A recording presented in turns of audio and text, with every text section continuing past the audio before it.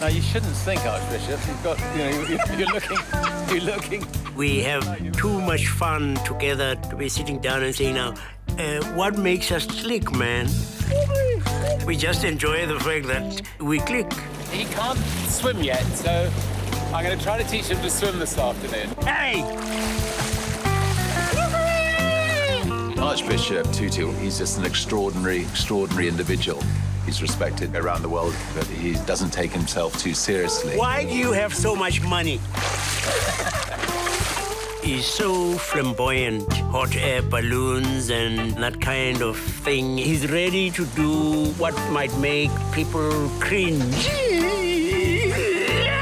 And then he turns out to be right. But isn't this a gorgeous place? Hello. Does look like Richard. Hello. Yeah. Our esteemed guest and keynote speaker this evening has been well known to millions across continents for more than a quarter century. Born in Klerksdorp, South Africa, October 7, 1931, Archbishop Tutu entered a world of apartheid and dehumanizing racism. It's so wonderful to be amongst you, especially you young ones. Good morning, everyone. Welcome to this Virgin Atlantic press conference. I'm a bit late. I just arrived from India last night, where we made rather a fun Bollywood film. We've got quite a lot happening at the moment. Last week, Virgin Atlantic became the first airline in the world to fly using biofuel. Well, today, we're announcing an order worth $2.6 billion for the cleanest possible engines from Rolls-Royce. God says, hey, dream with me, my dream of a new kind of world. He served 3 years as a high school teacher and then entered the Anglican ministry in 1958. In 1986, Desmond Tutu was consecrated the Archbishop of Cape Town. Bishop Tutu called for nonviolent resistance and an economic boycott of South Africa. People are dying in war. But hey, there's goodness. Although he is retired, he has never stopped working. There's laughter. He holds honorary degrees from over 130 universities. There's joy, there's caring. I'm a little tired today, I have to admit. My body doesn't normally let me down. I'm lucky that my body seems to cope with a little sleep. So please give a warm welcome to Richard Branson. Congratulations to the Virgin team for creating another great Virgin company. Thank you. I think I would be inhuman not to want to enjoy the incredible life I'm having and the incredible life I've had. And I don't want to waste the position I find myself in. Hi, finally some class in this dump. How nice to meet you. Good to see you. This will be easy, I'll take care. My next guest is the founder and chairman of the Virgin Group. Please welcome Sir Richard Branson, everybody. Sir Richard. Please join me in welcoming the Most Reverend Desmond Tutu, Archbishop Emeritus of Cape Town. He's one of the most remarkable people I've ever met.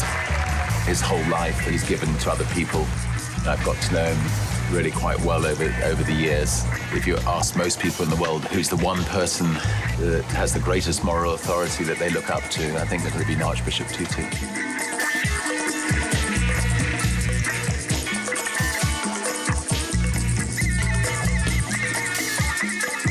People suffered horrendously through apartheid, and he helped mend South Africa. You know, set an example to the rest of the world.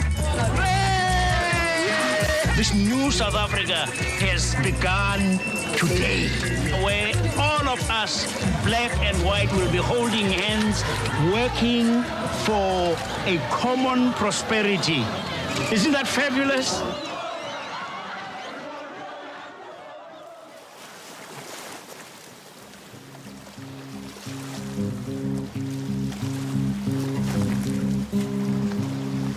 One of the sayings in our country is Ubuntu, the essence of being human.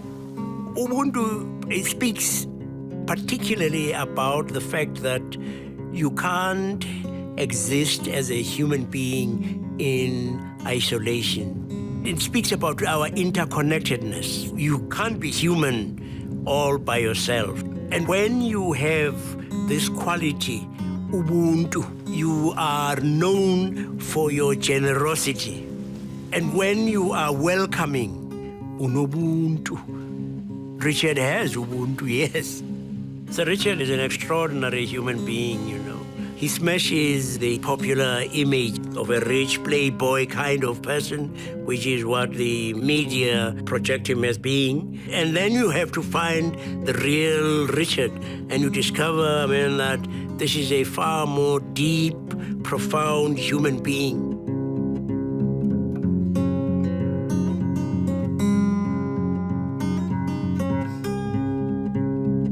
Hello.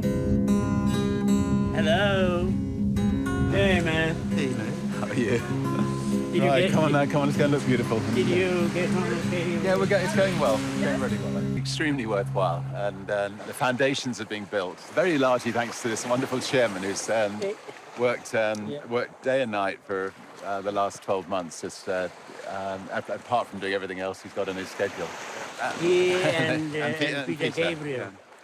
No, after you. I'm speaking. I know, I said, well, shut up. You shut up, when I'm talking. But he and Peter Gabriel thought up this incredible idea that the digital explosion has shrunk our world. So we speak of a global village, and they said, well, in an ordinary village, traditional village, they used to be the elders on whom people relied. And they went and saw Nelson Mandela, and they put the idea to him. We just thought, if we can get the 12 most respected individuals in the world together, if there's a conflict, then a group of them could go and try to address that conflict. And so, for instance, right now, as we speak, you've got, Kofi Annan, and the Archbishop was there 2 months ago, trying to see whether they can sort out the Kenyan crisis. There's already, in a very short period since that conflict started, 600,000 displaced people, 1,000 people horribly killed. The people they invited were wonderful people who themselves, in different kinds of ways, have been doing extraordinary things. You have Jimmy Carter, you have Mary Robinson, the first woman president of the Irish Republic. You have founders like Jeff Skoll and Peter Gabriel and other brilliant people who are there to sort of give the elders backup help. At the moment, they're trying to make sure that the elders is built on solid foundations so that in 300 or 400 years' time, the elders will still exist. The global community will still be able to turn to the elders. Not the same one. It's all right, you'll be allowed off by then. If we're talking about strengthening health systems, there's a huge potential for the mobile phone technology to help strengthen right down to village level, etc. They thought that the elders would be responsible for acquiring and distributing cell phones anyway? We've served our time. We're not involved in politics at all. And so we're free to take on any issues that we choose. And we're free to go anywhere in the world that we choose. It was a fairly childlike dream, really, that there might be people that the world has a lot of trust in, that if they could be persuaded to work as a group, might be able to influence things.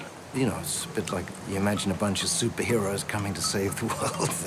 I think when you meet a group of people that are so prestigious as these folks are, there's a tendency to be somewhat formal. And it may be that both Richard and the Archbishop have such wonderful informal attitudes, such a light sense of humor, even about the heaviest problems in the world, that loosens everybody up. And I think we're a lot more effective because of that. We have achieved a lot of momentum on global issues. There was a visit to Darfur led by Archbishop Tutu. I went with some women to Eastern Chad. We have the campaign Every Human Has Rights. We're planning our second global health meeting with the Secretary General of the United Nations. It has been a very hard-working few days. I thought we would have more time to enjoy the beach, but that's the way it is. Does anybody want to go sailing? Anybody fancy a sail? All right, let's go.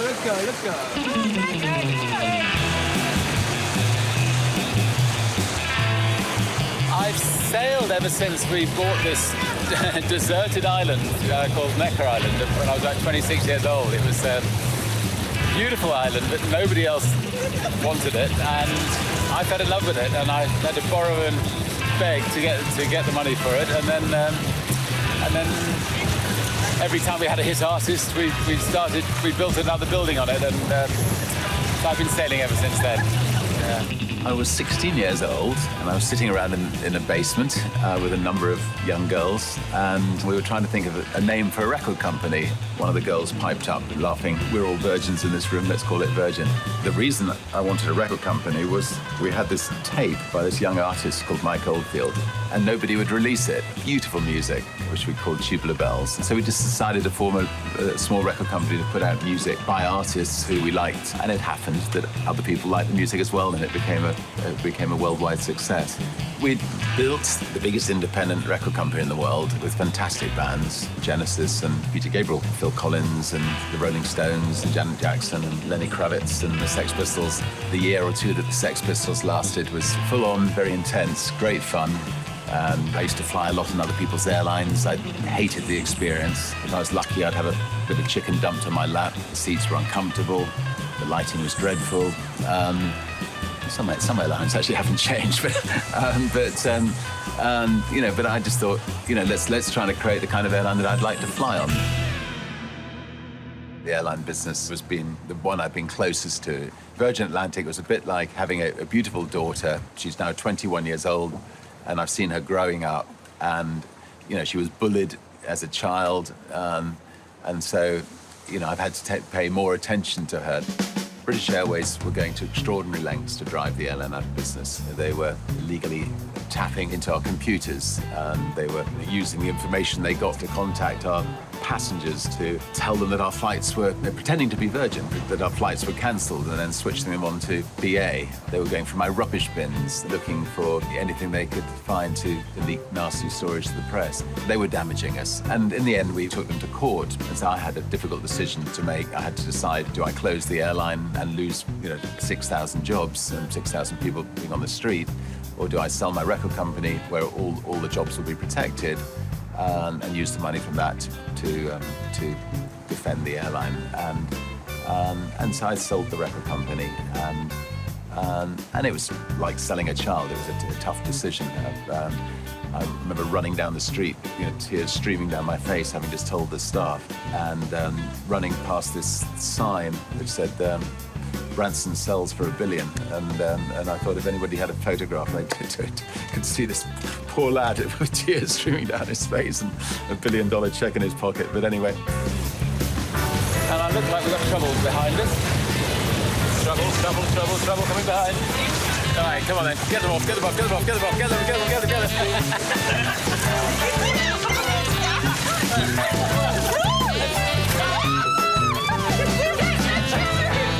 I've never been interested in being a business person.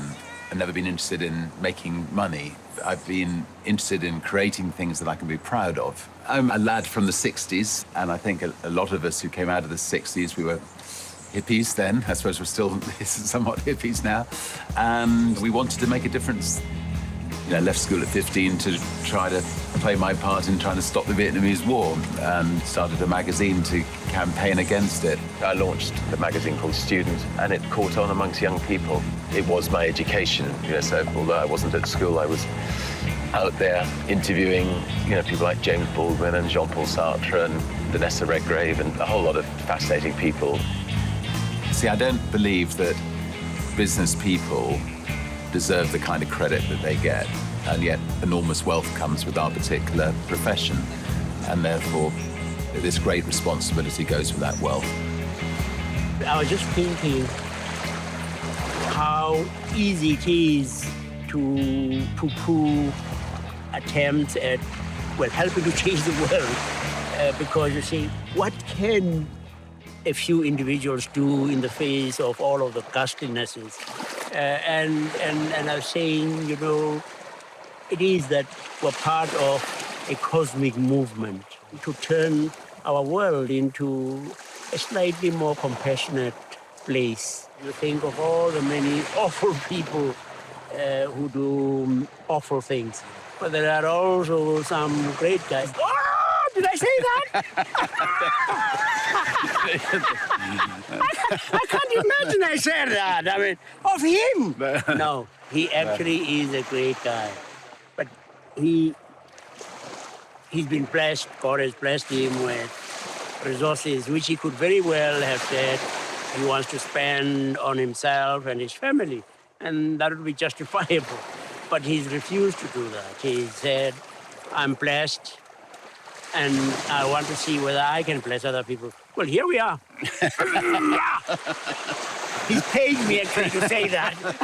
No, but I mean, you can see, we are in this incredible paradise, courtesy of him. I don't go.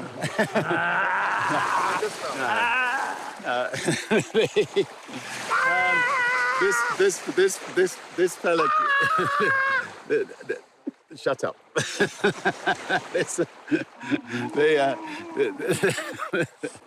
I'm not listening. Let's just go back in history briefly. I mean, in the height of the apartheid problems, they were putting tars over people's necks and burning people alive. And this fella stood up and told his black compatriots, if you carry on doing that, I'm leaving South Africa. And it stopped immediately. This fella, instead of overseeing a court that sent people to prison or had people executed, they oversaw the Truth and Reconciliation Commission. Where you've got people who've committed these awful atrocities meeting the people that they'd sinned against to apologize, and they mended this country. We hope that we will be able to open wounds so that they can be cleansed. And this has to be done with great sensitivity. That's enough. Actually, look, more important than everything, he's got a great sense of humor. And I think in an organization like this, you need your chairman to have the best sense of humor. Tell the story of how men can get into the kingdom of heaven. Outside heaven are two billboards.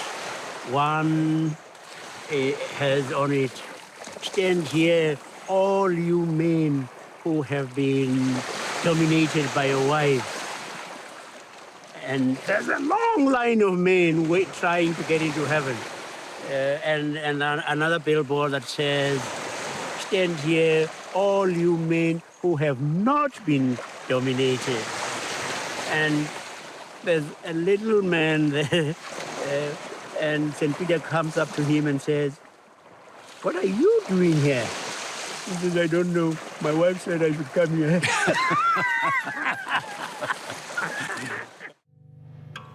Archbishop Desmond Tutu, one of the greatest moral leaders on our planet. He is here because he cares about you. He cares about people with such compassion that it just takes my breath away. And I get the tremendous honor of introducing to you Archbishop Desmond Tutu, who's going to speak to you now.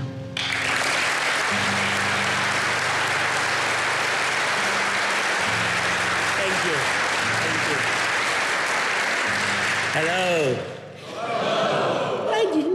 That, man. Hello?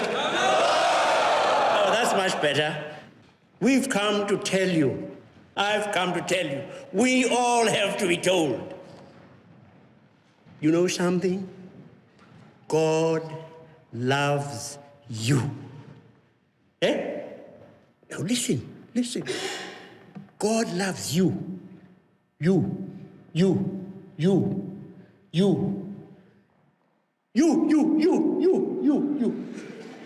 As if you were the only person on earth. And God holds you like something really precious. Because you are precious. God is carrying you like a baby. God is saying, hey, you are precious to me. I love you. I love you. You're the most beautiful thing I ever created.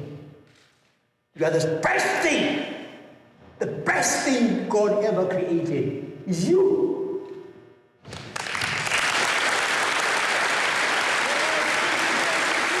How I got here is just numerous charges, like possession of a firearm, third-degree burglary. Desmond Tutu, it came from across the world, just to come speak to us. I think the purpose of this was to give us hope. By knowing Desmond Tutu's struggle, you realize how much stuff we take for granted.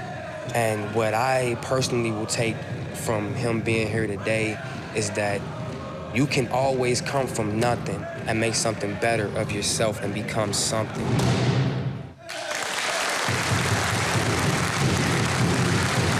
I myself believe so very much in the God that is depicted in the parable of the lost sheep of the prodigal son, of a God who is welcoming, and not allowing any to fall outside of that embrace. We think of ourselves far too frequently as just individuals separated off from one another, whereas you are connected. And what you do affects the whole. Don't do that, man. Don't get too excited. I mean, what's the matter with you? When you do well, it spreads out. It is for the whole of humanity. Thank you. Door-to-door step treatment. Lovely. I've got to finish the swimming lesson for the Archbishop. So we might do a bit of swimming in it tomorrow. I'm coming to the bar. Yeah, come to the bar. All right. Now, is this the thing relating to coffee? It's another possible mission for the elders to go on, which is just being debated and discussed, and it's a tough one. But I'm sure Kofi's going to be delighted to receive this. Just finished his one mission in Kenya, and he gets a letter saying, "Come on, off you go to another place in the world." I'm going to send it pronto. That's great. Thank you. The whole world, desperately wants something like this. I mean, nobody wants to see unnecessary conflicts. Even the people who sometimes start these unnecessary conflicts want people to come and try to stop them. As human beings, humankind, we actually do have an incredible capacity to get out of scrapes. I mean, we're very good at getting into scrapes, but we also manage so incredibly to get out of them. You look at the horrendous, say, Holocaust. There was a Nazism which at one time looked invincible. There was communism, there was fascism, there was apartheid. But they've all ended because people were quite determined that they are not made for living under an unjust dispensation. There's a lot of evil, but I want to keep reminding us that there's also a lot of good around, a lot of good. We first met soon after Nelson Mandela's release from prison. We funded a statue for Steve Biko in East London. This statue was being erected. There was 100,000 local Africans in the street. And Archbishop Tutu and others were on stage, and Peter came with me. And then I asked Mandela if I could borrow his microphone and handed it to Peter and said, "Peter, come on, we should sing Biko." And the whole 100,000 people were singing Biko with him. Another occasion we got him to sing Biko was in the prison where Biko himself had been killed. I just had to sing a cappella, and then the Mandela ended up in tears, and it was, it still makes me tearful thinking about it, because we were in a place where a lot of people were tortured and died, and it became very real. You can blow out a candle, but you can't blow out a fire. Once the flame begins to catch, the wind will blow it high. Oh, Biko, Biko, Biko, Biko. I'm learning to realize more and more just how much I owe to others. Take South Africa. Clearly, I was not being a pioneer in fighting against the injustice of apartheid. The man is dead. The man is dead. There had been the Bikos, the Sisulus, the Mandelas, the Lutulis, all of those many, many people who had struggled seemingly in vain. The many, many people arrested, tortured, in secret and maybe even die being killed secretly. What they do is not lost. I mean, it doesn't just evaporate into the ether. It actually impregnates the fabric. But when you look back, you tended to accept that this is how things are ordained. And yet I began to be much more concerned and perhaps beginning to articulate my opposition when I went to theological college and being influenced by people like Trevor Huddleston and others who stood up against the system. As we think of those who are tortured, as we think of those whose noses are rubbed in the dust, as we think of those who are treated like dirt in the land of their birth, I want us to stand and to think of those in silence. I sometimes shocked people at home when, at the height of apartheid's repression, I said, you know, Mr. P.W. Porter, the apartheid president of South Africa, is my brother. Whether he or I like it, it is just a fact of life. And therefore, I have to wish the best for him. And part of it is hoping that God will help to remove that which blinds him.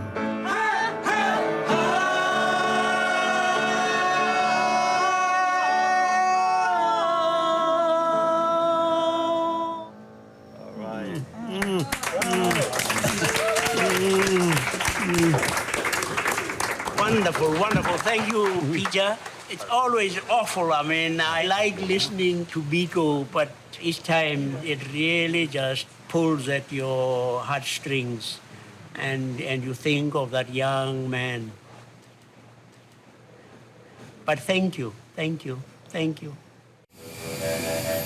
We talk about the big things like the elders, but the engine that pays our bills is things like the airlines. On behalf of the city of Los Angeles, please help me in welcoming Sir Richard Branson. 25 years ago, we started Virgin in the air with one plane with Virgin Atlantic. More recently, we set up Virgin America. And finally, people in America have got a decent domestic airline. Now, V Australia is flying between this great country and Australia. This will be our 8th airline in the world, but there's also one airline that's going into space, and that's coming on really well. We're only 12 months to 18 months from launching Virgin Galactic. Thank you very much.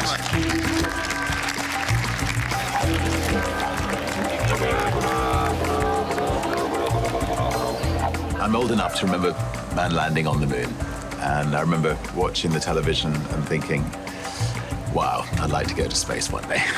So about 15 years ago, I decided to get out there and see if I could find an engineer or a scientist who could build a reusable space rocket that could take us to space. And then finally came across Burt Rutar, who's an absolute genius. And we ended up sponsoring a spaceship that he built, which won the X Prize. And then taking that technology, we're now building 5 spaceships. We've got the environmental cost of sending somebody into space at less than an economy class trip between New York and LA. And I think it'll be the start of a whole new era of space travel. You'll be taken up to 60,000 feet. You'll be dropped away from the mothership. You'll then go from 0 to 4,000 miles an hour in 10 seconds. And you'll become an astronaut. Every astronaut I know who's been to space, who've looked back on the absolute sheer beauty of the Earth, almost all of them are spending a lot of time and energy on the environment. And global warming is perhaps the greatest threat the planet faces. So as an airline owner, what do? Do we sell all our planes? If we sell all our planes, another airline will use them. What we decided to do instead was to take 100% of all the profits that the Virgin Group make from all our airlines and any shares that we sell, and then just invested in trying to come up with clean fuels. And not just clean fuels for planes, but clean fuels for cars, buses, lorries. Now, we're not doing that as a charity. We hope to build companies which will rival the coal companies, the oil companies, the gas companies. And then we set up this $25 million prize to see if somebody out there can come up with a way of extracting carbon out of the Earth's atmosphere. We could then regulate the Earth's temperature by, if it's getting too cool, we can put more carbon in. If it's getting too hot, we could take carbon out.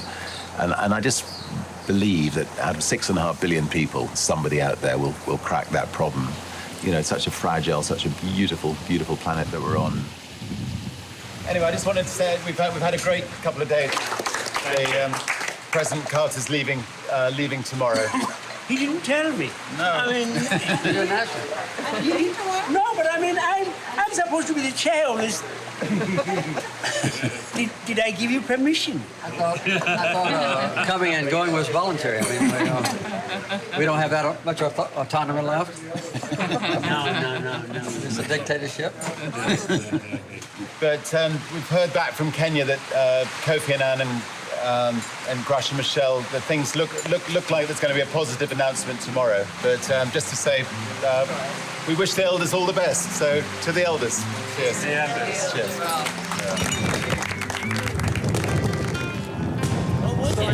Oh, they really cancel the moon a minute. Look at that. Oh, yeah. Hey!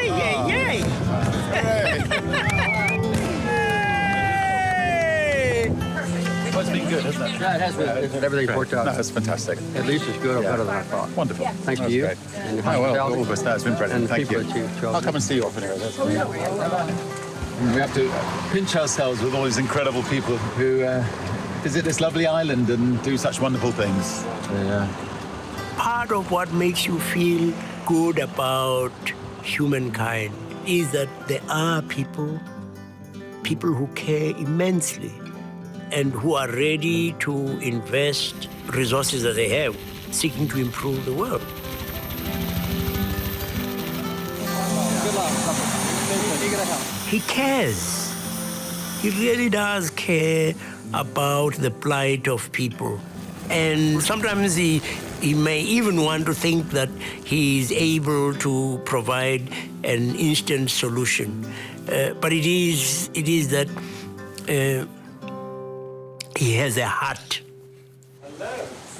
Oh, look at this. He's got his swimming costume on. How did you persuade him to do that? So it was Peter's turn last time, my turn the first time, and it's my turn again this time. No, thank you. Yeah, I think you're prepared. You're prepared. Okay, here we go. He's looking for you. Well, we're just going for a swim. We'll be back in a minute. Being an archbishop, he really should be able to walk on the water. But now you shouldn't think, Archbishop. You've got, you're looking. Right. Okay. All right.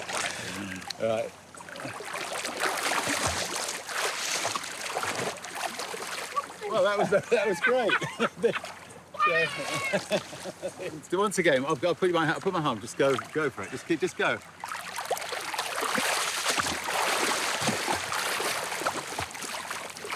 That was brilliant.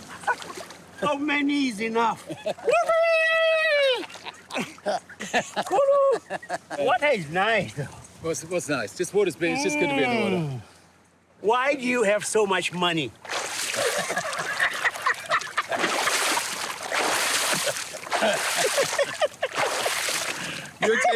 He's taking it all off me. You see, he's not answering. Why are you so successful?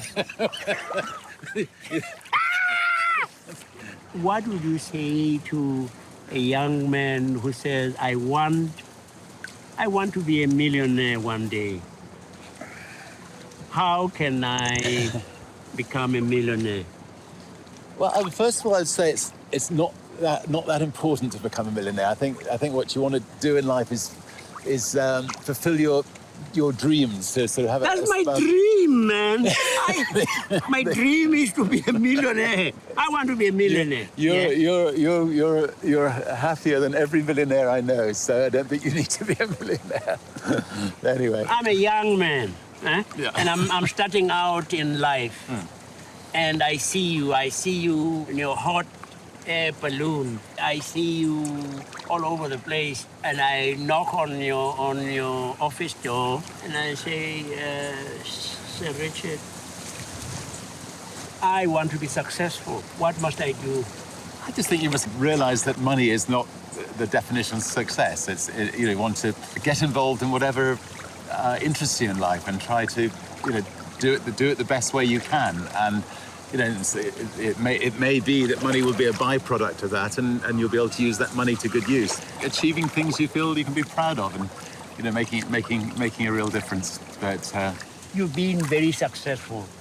What would have happened had you not succeeded? I honestly think as long as I tried hard to succeed, I'm not the sort of person who fears failure. And I think with the elders, we're going to have to accept failure more often, I suspect, than success. That was smart, man. That was smart. That's why you're successful. There's quite a sort of thin dividing line between success and failure. And I feel fear just like anybody else. I mean, I've been picked out of the sea 6 times by helicopters. And on the laws of average, I shouldn't be alive today.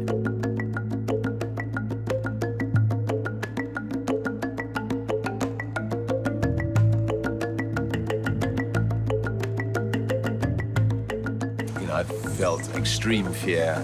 The worst was our Trans-Pacific balloon flight, where about 300 miles into the flight, and with 6,000 miles to go, we lost about 60% of our fuel.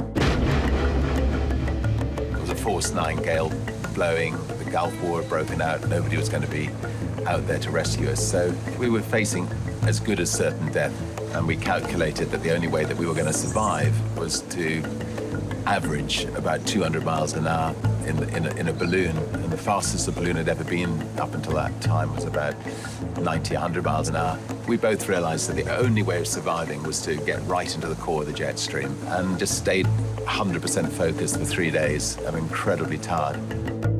Somebody was very kind to us. We were aiming for LA, we missed it by 2,500 miles. We crashed in the Arctic in a snowstorm. Minus 60 degrees, we didn't mind. We were just so pleased to be on a frozen lake 600 miles from the nearest road. I think there is not a great difference between an adventurer and an entrepreneur. You're trying to achieve things that have never been achieved before. You're trying to do it better than it's ever been done before. And you're trying to protect against the downside. The downside as an adventurer is obviously your life. One could easily psychoanalyze me and say, this is incredibly stupid and this is incredibly irresponsible. And of course it is. But equally, if you, stand back in life and think, right, would I rather be, doing things, or would I rather be sitting in front of a television watching other people doing things? And one of my greatest faults, I'm sure, is that I have great difficulty saying no. And as a young man, I felt I'd kick myself if I said no to some of these great adventures. You consider Sir Richard an iconoclast? Iconoclast? Well, he's my friend. That's wonderful. I try very hard to be modest, no name dropping. But the other day when I was with my friend on his island, so... I don't know what an iconoclast is. I'm dyslexic, so the idea of me actually trying to work out what an iconoclast is going to be very interesting. It wasn't until I was 50 years old that I knew the difference between net and gross. And we had the largest group of private companies in Europe. And my board of directors got fed up with me saying, is that good news or is that bad news? And that's true. Anyway, so what is an iconoclast? Somebody tell me. Somebody who knocks down icons. Drop, and knocks them into little bits. Things that are put on pedestals, untouchable, don't criticize. And then he comes along and says, twaddle. Let's try something new. Horrible iconoclast. Horrible. Ultimately, he is my teacher, not my... You haven't done this. Kissing my big toe. Thank you. There is just an extraordinary alchemy that happens between two people. Ubuntu. And you can't actually predict. I can sort of imagine God looking on, and saying, let's see today on our chessboard who is going to match up with whom. Hey, why are we going away? We don't have to. Give me one good reason why. You can stow away on the island. Richard, my son. Yeah, I'll you are a nice guy, actually, when one excavates deep. He's just an extraordinary individual. I'm not a religious person, but when I'm with the Archbishop, I've definitely become an incredibly spiritual person. And if anybody can convert me to religion, it would be him. Travel safely, travel well. He just made me respect him even more. There is literally only one Archbishop in this world, and there will only ever be one Archbishop in this world. Thank you. It's just the incredible improbability, and that's the joy, in a way, the excitement of life that makes for fun. It is saying that our humanity is actually one. Most scientists believe that one day, a giant asteroid could hit the Earth and, it could literally snuff out mankind in the way it snuffed out the dinosaurs once in the past. And therefore, it's very important that we colonize another planet. And so basically we put in the resources to try to colonize Mars. And we're building a giant spaceship which would basically be the equivalent of a Noah's Ark. You'd have seeds, you'd have species of animals, a really good cross-section of society, doctors, nurses, scientists. These people will be true pioneers. But I'm sorry, folks, it's April the 1st. I was pretty good, wasn't I? Wait, that was... It was an April.